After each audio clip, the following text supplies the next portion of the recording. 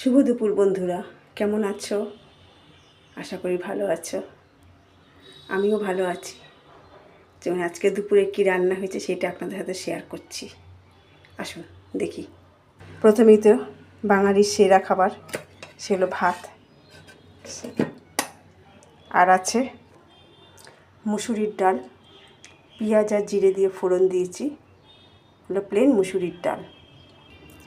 আর আছে এই যে, এটা কি বলুন তো, এটা হলো লাউয়ের খোসা ভাজা।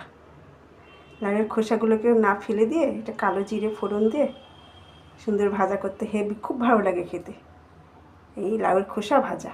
আর আছে এই যে ভেন্ডি সেদ্ধ করে রেখেছি, এটা যখন খাবো তখন এই যে পেঁয়াজ ছাড়িয়ে রেখেছি, পেঁয়াজ দিয়ে কাঁচা লঙ্কা কাঁচা তেল দিয়ে ভেন্ডি সেদ্ধটাকে মাখবো।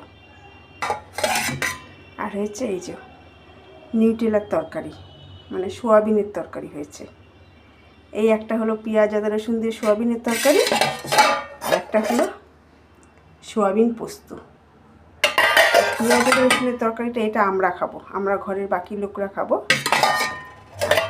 এইটা খাবে আমার বর এই সোয়াবিন পোস্ত খেতে খুব ভালোবাসে, এই জন্য তার জন্য সোয়াবিন পোস্ত।